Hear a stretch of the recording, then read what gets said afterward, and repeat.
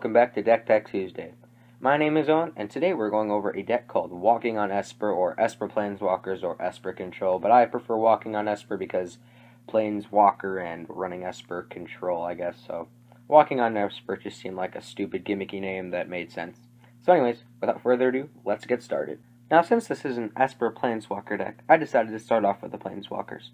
Now, I think 8 Planeswalkers is a really good number for this deck, and you can kind of mix and match any ones you want that are in the Esper color frame. And what I chose for game day, which is actually the deck I ran instead of the Teamer burn deck, I started with 2 copies of Lilliana the Last Hope, 2 copies of Jace, Unraveler of Secrets, and 2 copies of Gideon, Ally of Zendikar. Now, these are good cards because all of them except for Gideon allow card advantage. Gideon can add pressure to the board, Jace can take care of creatures for a turn, and Lilliana can slow down, like, Bant Company or other kind of quicker decks, and she can also get us a creature or a finisher back that we've kind of lost, and this is kind of more of a graveyard-based deck as well. And the other 2 Planeswalkers I ran were 1 copy of Sorin Grim Nemesis, and 1 copy of Nixilis Reignited. Now, these 2 cards are also good because they allow card advantage, and they can also kill creatures for you, and Sorin can gain you life. But also, both of them can win you the game. Sorin's +1 ability, his ultimate didn't come up at all, but it can also win you a game, which it did in testing once. And Nixilis' ultimate did win me the game once. And also, if you didn't want one of these 2, or one of the first 3 Planeswalkers I went over, I did play 1 Narset Transcendent in the sideboard, and it did come in a few matches and helped out a lot for card advantage. Now, on to the creatures, starting with 3 copies of Reflector Mage. Now, this has already been known as a format staple, and it's a very good tempo play, and it can get you way back into the game if you kind of fell behind in the earlier stages. The next creature running are 2 copies of Archangel Avacyn Avacyn Purifier, my bad. Now, this is a great card because it can be a kind of flash and blocker on turn 5, and it can also add pressure for being a 4/4 flyer with Vigilance. Our last creature, 1 copy of Dragonlord Silumgar. Now, me and this guy have pretty good memories going back into the past. He has won me, like, a ton of Friday Night Magic games and a ton of tournament games. And probably my best memory of him is when I played him and I stole an Nixilis from my opponent, and then I ultimated him right away. And then he played another one and didn't really realize that he had already had the ultimate on him. And he kept drawing cards and losing 3 life. But yeah, otherwise, it's just a great tempo play, and let's say your opponent's already on the back foot, they finally get a big creature out, a big tempo play, or a big just finisher. You can just steal it immediately with a Dragonlord Silumgar and more than likely win the game. Now on to the spells, starting with 1 copy of Cluich of Currents. Now this is a good tempo play, kind of on turn 1, bouncing their 1-drop or their 2-drop if you are stuck on mana, which I don't know why you'd be because we're running a lot in this deck. But can also be a turn 5 play, kind of getting a creature and bouncing one of their hand, getting a blocker, and putting one of their creatures away for a turn. On to the 2-drops, starting with 2 copies of Blessed Alliance. Now, I'm really in love with the Escalate cards because they allow you to do a wide assortment of different things at any different time or doing multiple things. And I think they're very effective cards because it's kind of like 2 cards in 1 card. Because let's say in one situation you need to gain life or you're going to lose the game. Well, bam, you have a way of gaining life. Let's say you need to kill one of their creatures before they attack, and you want to gain some life. Well, that's just 4 mana. Our next 2-drop, 1 copy of Unsubstantiate. Now, this is another good tempo play. That word comes up again in this deck because it's very tempo-based. Return target spell or creature to its owner's hand. Now, this can be a very good play on turn 2, 3, or 4, or later in the game. Let's say they cast an Ulamog or an Emrakul, which does happen a lot. I don't know if I'm pronouncing that right, but that's how I say it.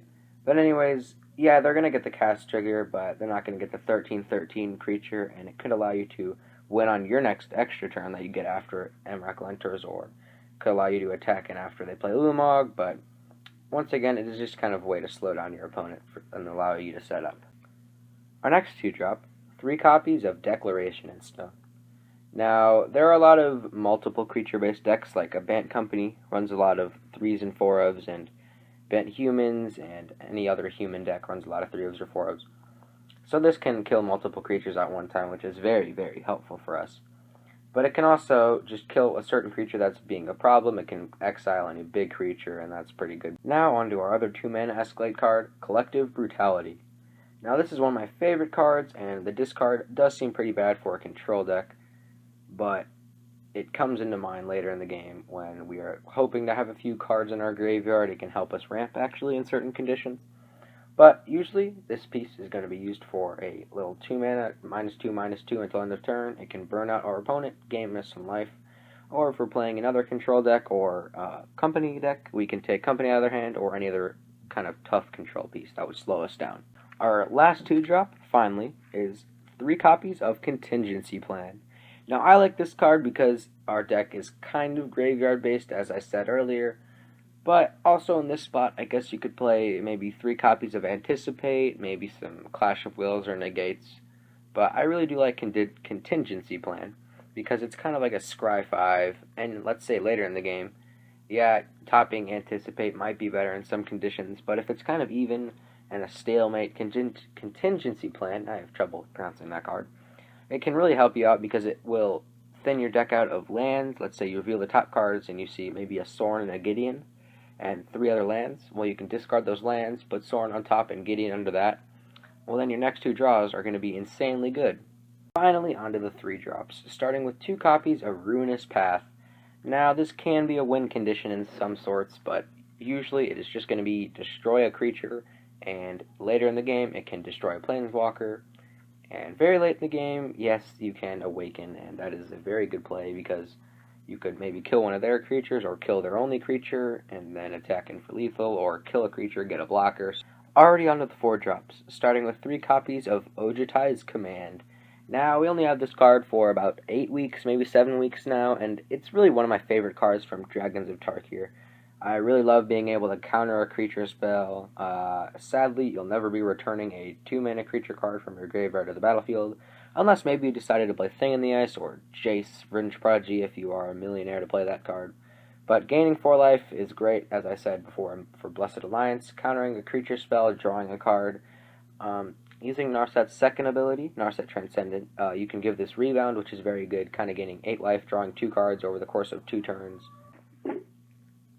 On to the 5 drops. 2 copies of Planar Outburst. Now, I decided to run this over Languish, because A, Languish is rotating soon and I didn't want to play it. I wanted to try something else. And Planar Outburst, I really enjoy. It kills probably everything, and we do have a few Awakened cards in this deck, Ruinous Path and Cluich of Currents, and this card. So, it can be a win condition, allowing us to keep attacking in with a Awakened Cluich of Currents, per se. And it can just be a very good play on turn 5, other than maybe Archangel Avacyn. You can play this and then Archangel Avacyn, and it's just a very good play. Our last non-land card in the deck, 2 copies of Corrupted Grafstone. Now, this is the graveyard strategy I was talking about a few clips earlier, and this is kind of a good ramp piece. We do have a lot of early game spells, so we can be kind of ramping if we get a little mana screwed earlier on, because 5 mana is really the place you want to be in this deck. We have a lot of kind of higher on the curve plays, and usually you want 1 ramp piece or 2 to have in a deck like that.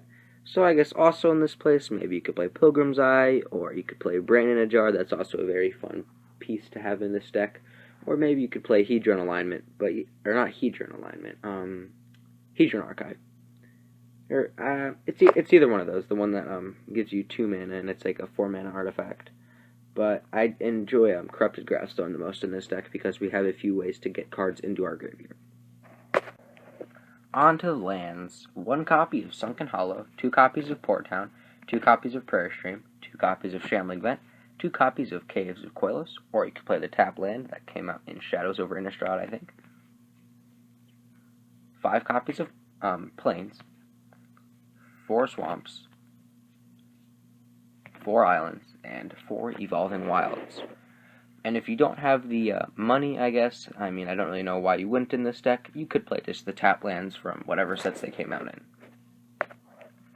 Thank you guys so much for watching this week's edition of Deck Tech Tuesday. I'm sorry I was a little quiet, maybe a little scratchy. I've been sick for the past few days. School's been starting. I've been studying a lot. Athletics have been starting to take over once again.